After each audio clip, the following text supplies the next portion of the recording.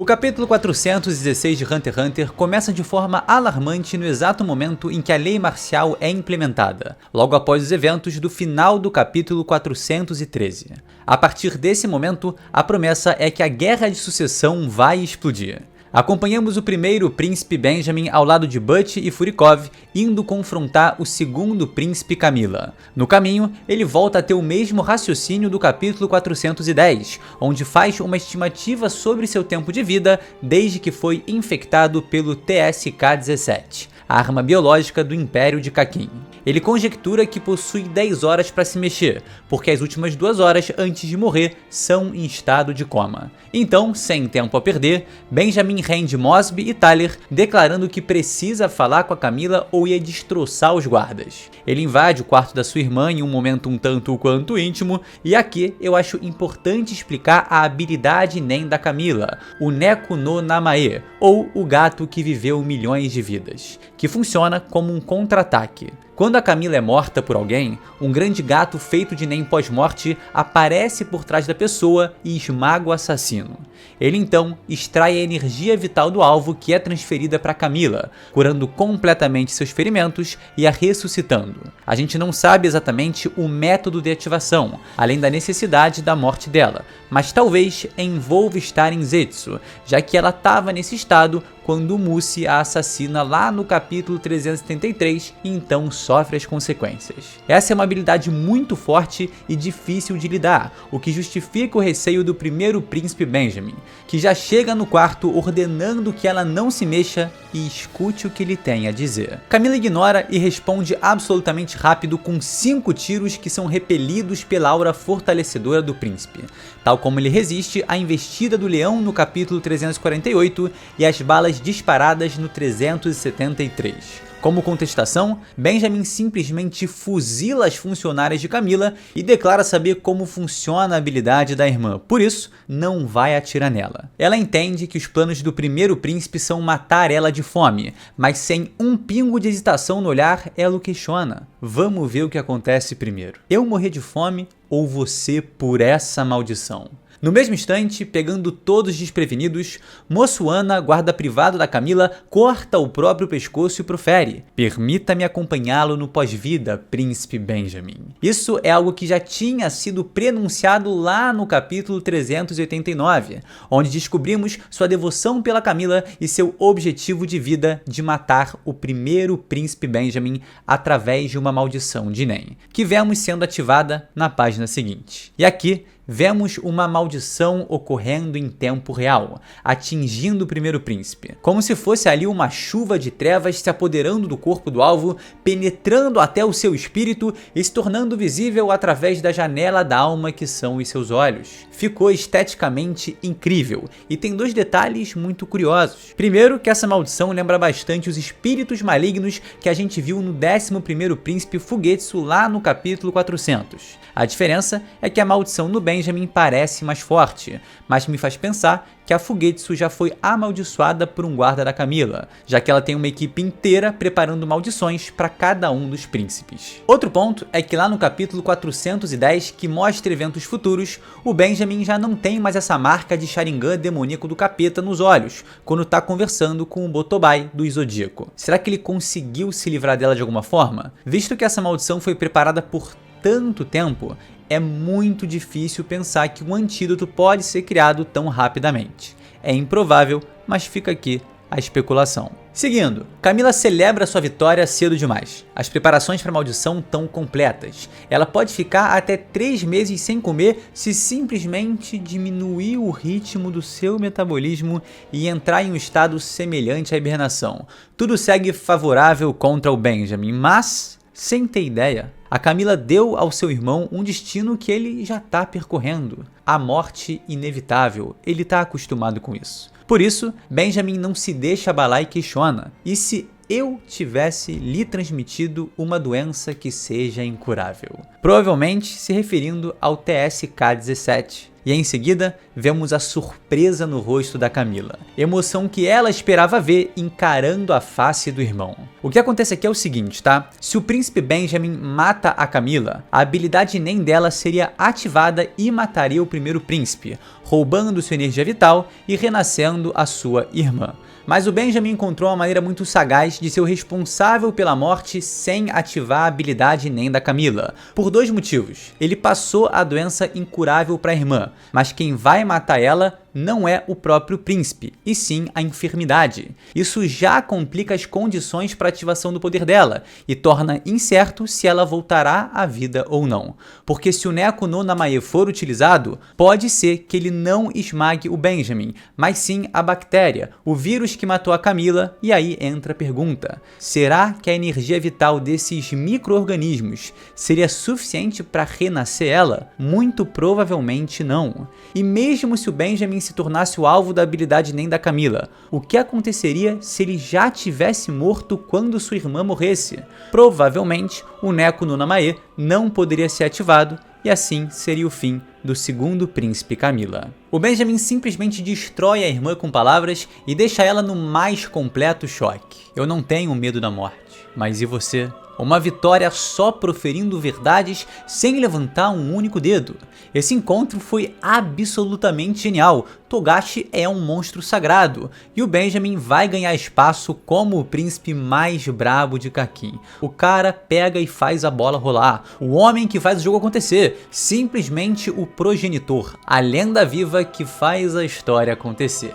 Com esse diálogo ameaçador, o Togashi parece preparar a morte da Camila pelo TSK-17. Mas em Hunter x Hunter nada é tão simples. Benjamin encontrou uma forma eficiente de lidar com sua habilidade, porém a besta de Nen da Camila nem sequer apareceu. A gente não tem noção de todos os seus poderes e eu não acho que o Togashi mataria um príncipe sem revelar isso com mais detalhes pra gente, né? Então os poderes da sua besta de Nen podem mudar o rumo dessa situação e salvar a sua hospedeira. Uma coisa pra mim é certa, tá? O Benjamin parece ter colocado sua irmã em xeque, mas ainda há muitas peças no tabuleiro para virar esse jogo. Deixamos uma Camila assustada para trás e vamos com o trio barra pesada em direção ao quarto 1004. Butch e Furikov comentam que o quarto príncipe está em sua habitação junto de 20 pessoas na área residencial, informação a qual o primeiro príncipe só responde: continuem como planejado. Atire quando tiver que atirar e atire em quem tiver que atirar. E complementa: exceto Tseridonihi, eu cuido dele. Já dizia o sábio, um homem que está em paz não quer guerra de sucessão com ninguém,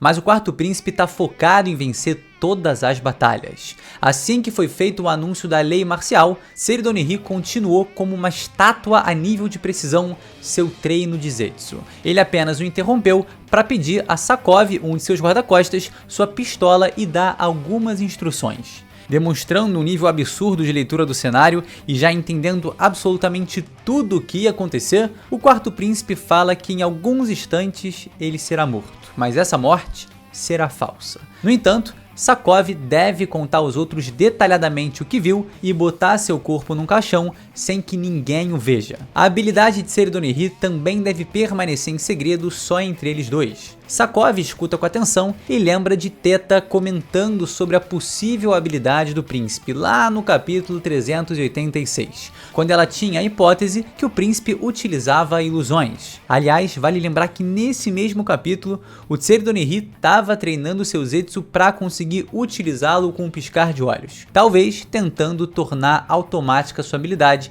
de prever e alterar 10 segundos no futuro. E é importantíssimo a gente ter esse momento em mente, porque ele vai ser fundamental para uma teoria que eu vou levantar no final do capítulo. E só para deixar claro para quem não se lembra exatamente da técnica dele, quando o Tseridonihi fecha os olhos e entra em Zetsu, ele ativa sua habilidade. Nesse estado, ele consegue enxergar cerca de 10 segundos no futuro.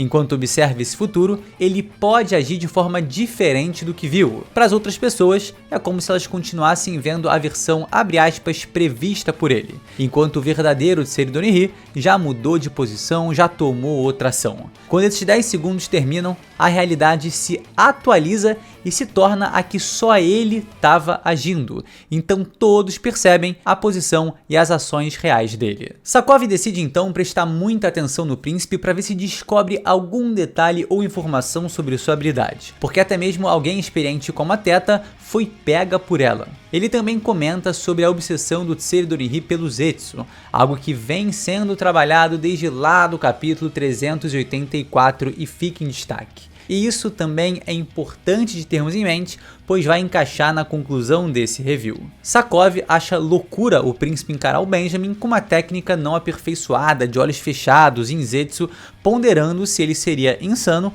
ou apenas muito confiante em suas capacidades. Mas a conclusão é que ele é os dois, e todo mundo sabe disso. Enfim, Benjamin arromba a porta e, para sua surpresa, vemos todos rendidos, com as mãos pro alto e, curiosamente, ninguém olhando na direção de Tseri Donihee. Eu acho que isso faz parte dos planos do quarto príncipe. Mas o detalhe mais curioso aqui é esse homem. Ele é um tatuador, ex-membro da família Rei liderada pela Morena e que era filiada ao Tseri Donihee até decidir traí-lo. Sabemos no capítulo 394 que o quarto príncipe o salvou durante o golpe da Morena e também que ele fez uma tatuagem nos guardas e amigos de infância do príncipe. E com essas poucas informações, pode ser que ele não seja só um tatuador comum, mas sim um usuário de Nen e que sua habilidade envolva ali tatuagens. Dá até para ir mais longe, mais além. Pelo padrão tatuado em seus braços, dá para imaginar que ele seja o mesmo homem fumando em frente à van no capítulo 395, quando temos o passado da trupe fantasma. Será que esse homem pode ter alguma relação com as tatuagens de aranhas originais? Será que há alguma habilidade Nen presente nelas que ainda pode ser trabalhada? Benjamin nota o Nen de Danjin e questiona se ele era um aluno do quarto 1014, onde Kurapika ensinou Nen para vários representantes dos príncipes. Após confirmar, Benjamin ordena prender o homem e levá-lo, porque o ministro central de justiça gostaria de interrogá-lo. E nesse momento, o primeiro príncipe chega a ficar impressionado com a aura de Nen de Danjin e pensa que se ele não era um usuário antes das aulas, então Kurapika poderia ser um instrutor valioso para o seu exército particular. Na habitação principal temos apenas Sakov e o quarto príncipe Tseri Donihee Rui Guo-Rou. Sua presença é completamente apagada. Benjamin fica surpreso ao ver seu irmão usar Nen, com uma expressão no rosto que Camila gostaria de ter visto. Sua primeira resposta à invasão é uma pergunta em forma de provocação. O que acha de testarmos nossas habilidades um contra o outro? E antes de partirmos para a resolução desse confronto, há detalhes muito interessantes de se notar nessa página. No capítulo 414, Lúzurus pede para seus guardas jogarem fora suas drogas para elas não se tornarem evidências contra ele, podendo favorecer os planos de assassinato de Benjamin. Então eu te pergunto, meu caro espectador, o que são drogas comparadas a órgãos humanos conservados como se fossem objetos colecionáveis? O quarto príncipe está tão confiante em suas habilidades que ser incriminado com órgãos humanos não seria um problema. Ele sabe que pode dar um jeito nisso e por isso ele não precisa se preocupar com evidências, porque elas nunca vão ser o suficiente para o impedir. E o curioso é, esses órgãos estavam no quarto do Tseri Donihee antes dele entrar na Baleia Negra. Então será que ele também trouxe alguns olhos escarlates para o navio? Imagina só como isso poderia impactar no Kurapika.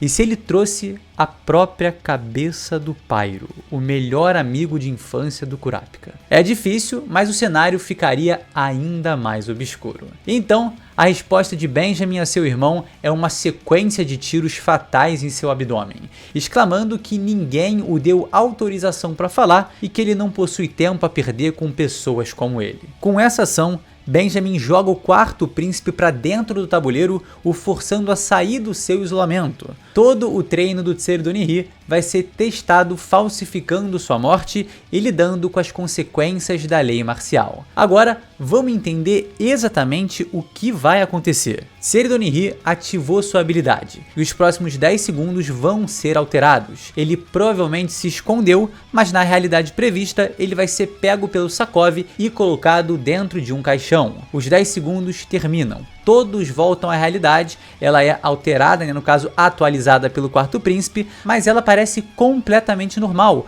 porque ele foi colocado dentro de um caixão e ninguém mais está vendo ele. O grande problema é, 10 segundos parece muito pouco tempo para confirmar a morte dele e colocar ele dentro do caixão. Então a minha teoria aqui é a seguinte: esse treinamento e essa obsessão do Tserry Donihee pelo Zetsu justificariam perfeitamente ele ter desenvolvido e evoluído essa habilidade a outro patamar, se tornando capaz não só de alterar 10 segundos, mas sim 20, 30, 40, 50 ou até mais. O potencial do Tserry Donihee como usuário de Nen, gente, é completamente fora da curva. Ele é uma verdadeira anomalia dentro do universo Hunter. Então não me surpreenderia que essa técnica tão absurda que ele tem já tenha recebido uma evolução em tão curto prazo. E se não for uma evolução, ele pode talvez usar essa habilidade em cadeia, né?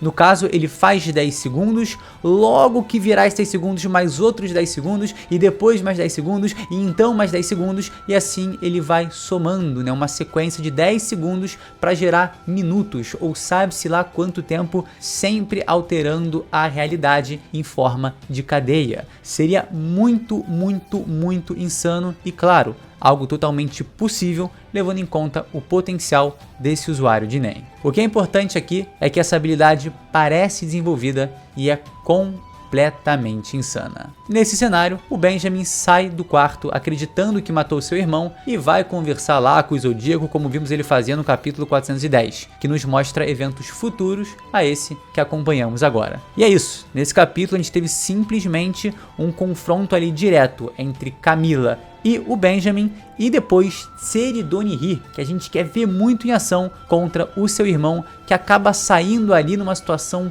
completamente complexa e muito interessante. Esse foi o review do espetacular capítulo 416 de Hunter x Hunter, que faz a Guerra de Sucessão, galera, explodir. A partir de agora não tem mais volta. Vai ser só bomba atrás de bomba, só muita coisa incrível, porque é isso. A verdadeira batalha começa agora. Se você curtiu o vídeo, deixa o like, se inscreve no canal e a gente se vê sem sombra de dúvidas no próximo. Tamo junto, galera. Valeu!